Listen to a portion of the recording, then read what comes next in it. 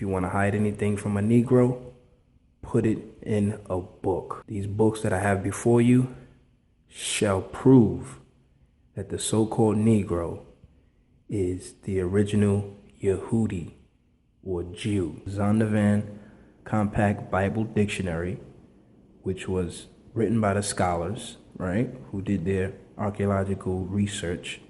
We find here about Ham. Ham, the youngest son of Noah, born probably about 96 years before the flood, and one of the 8 persons to live through the flood. He became the progenitor, meaning forefather, of the dark races, not the Negroes. Repeat, not the Negroes, but the Egyptians, Ethiopians, Libyans, and Canaanites. So the Negroes are not from Ham. They're not Hamitic, or what the world would call African, right? So who are the Negroes then, if they are a total separate people, which the scholars have identified for you? We have another book from Babylon to Timbuktu. We go to page 84. In the year 65 BC, the Roman armies under General Pompey captured Jerusalem. In 70 AD, General Vespasian and his son Titus put an end to the Jewish state with great slaughter. During the period of the military governors of Palestine, many outrages and atrocities were committed against the residue of the people. During the period from Pompey to Julius, it has been estimated that over 1 million Jews fled into Africa, like I was reading to you in the Bible, fleeing from Roman persecution and slavery. The slave markets were full of black Jewish slaves.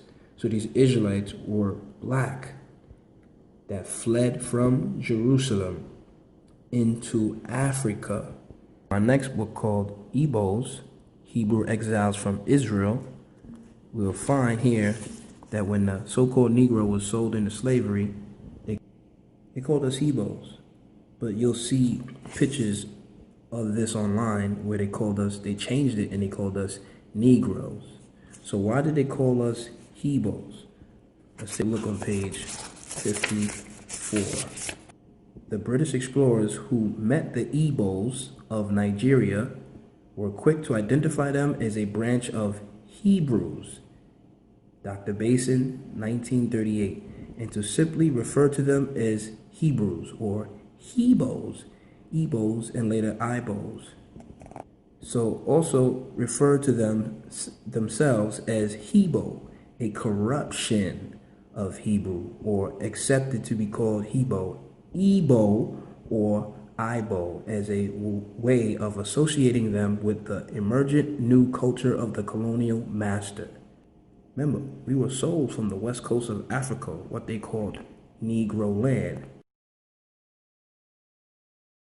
Now, if we go back to the Bible dictionary, as you see, the word Niger or nigger means black, a surname of Simeon, one of the 5 prophets and teachers of the church at Antioch who were led of Yahweh to send forth Paul and Barnabas on the first missionary journey, Acts 13, 1-3. So Niger or nigger means black. That's what the prophets were called, proving that the real Yehudi or the real Jews were black people. Or today, your so-called nigger or Negro. Let's prove even further that the so-called Negroes are the Israelites. You have this textbook, college textbook, right? Western African History by Robert O. Collins. And you can prove that it's a textbook because, see, textbook, used bookstore.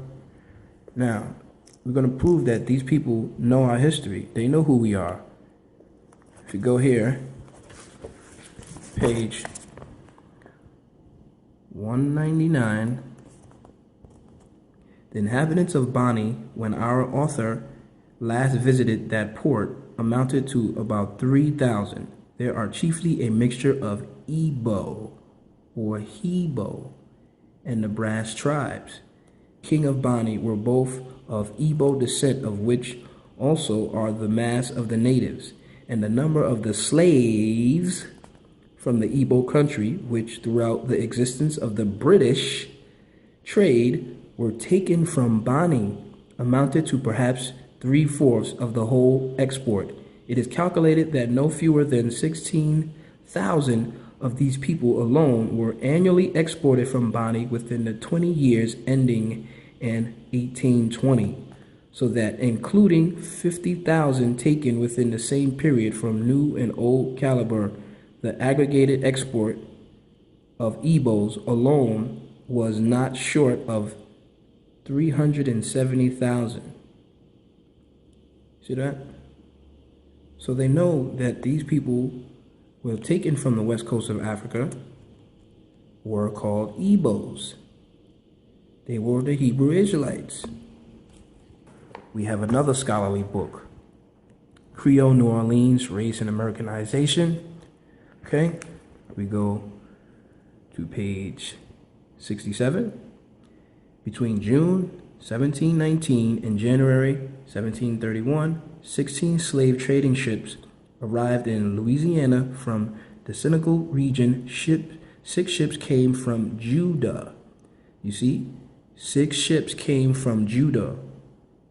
Ouidah, a slave trading post.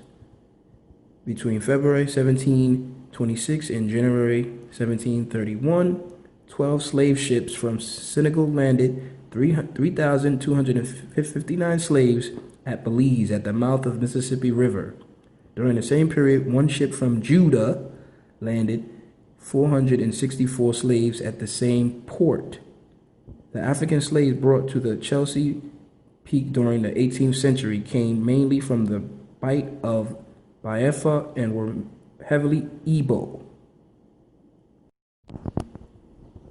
You can also see on the map, which they called Negro Land.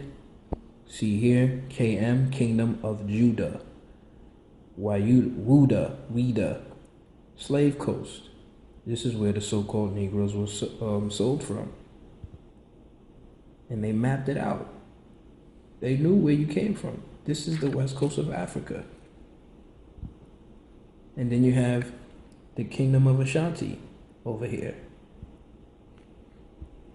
2. Judah mourneth, the Jews, and the gates thereof languish. They are black unto the ground. These people were black. And the cry of Jerusalem is gone up. So, when you look on the map, you see the Kingdom of Judah, where the Jews fled into what is called today Africa. The Kingdom of Judah. These people were black. Right here in the scriptures. And those who charted the map, they knew who they were selling into slavery. The Kingdom of Judah, the Jews. They are black. It's in the scriptures. It's in the textbooks. Hebrews 7 verse 14. For it is evident that our Lord, which we know Lord means bow, but they're talking about Mashiach, the Christ, sprang out of Judah. He was from the tribe of Judah. And as you see in Jeremiah 14 verse 2, they are black until the ground. And you see in the map, the Kingdom of Judah is where the slaves were sold from. Because remember, they fled into Africa in 70 AD when they were being persecuted by the Romans. You see? So, this proves the real Jews are your so-called Negroes, or who you call nigger, or whatever the case is.